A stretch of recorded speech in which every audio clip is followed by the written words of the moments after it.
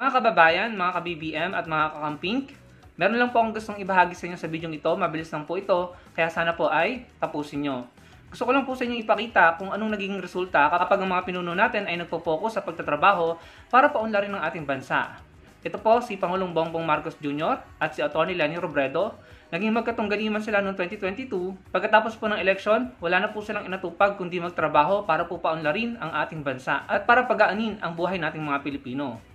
Habang ang Pangulong Bongbong Marcos Jr. ay inaasikaso para payabungin ang ating ekonomiya, palakasin ang ating military or AFP, para padamihan ang mga foreign investors sa ating bansa at asikasuhin ang mga bagay-bagay na dapat asikasuhin dito po sa ating bansa, habang busy po siya sa pagtatrabaho bilang Pangulo at habang deadma po siya sa mga nagdi-destabilize sa kanyang pamamahala at sa mga taong gusto siyang patalsikin, si Atty. Leni Robredo naman po na nakatunggali niya noong 2022 ay may simpleng bagay din na itinutulong sa gobyerno ni Pangulong Marcos Jr.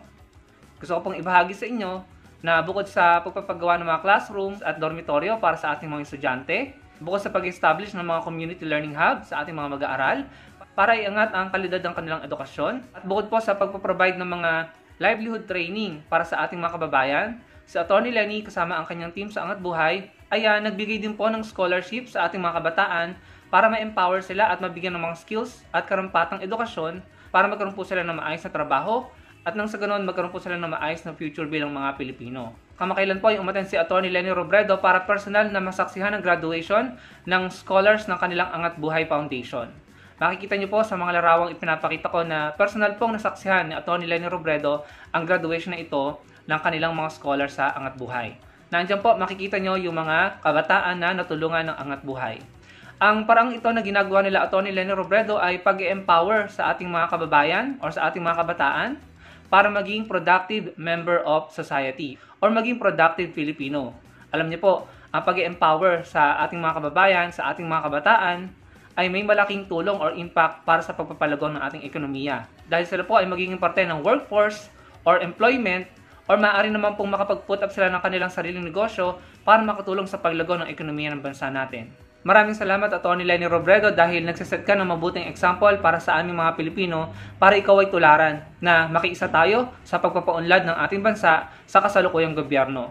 Maraming salamat dahil hindi ka sumasali sa mga grupo dyan na walang ginawa kundi mambatikos, wala namang naitutulong at wala nang ginawa kundi gumawa ng mga bagay para lamang mapatalsik ang Pangulong Marcos Jr.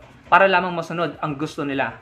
Maraming salamat Atty. Leni dahil kahit kayong rival ni PBBM, hindi ka nagiging tinik sa kanyang lalamunan at hindi ka nagiging parte ng mga taong problematic at magugulo or lumilikha ng gulo. Maraming salamat dahil ang ginagawa mo ay pagtulong sa gobyerno ng Pangulong Bongbong Marcos Jr.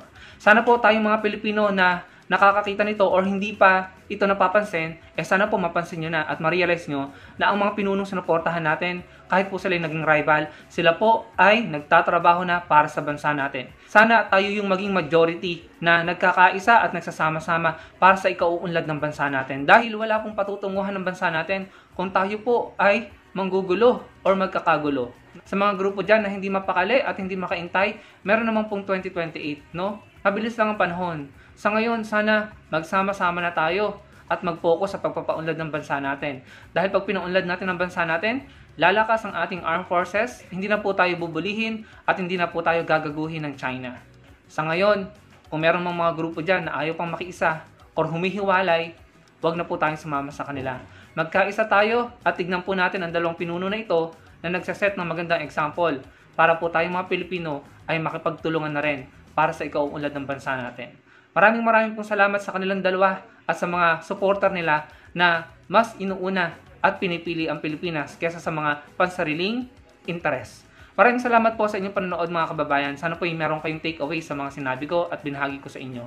Ano pong masasabi nyo? Ilagay nyo lang sa comment section below at magkita-kita po tayo sa susunod kong video. Salamat po.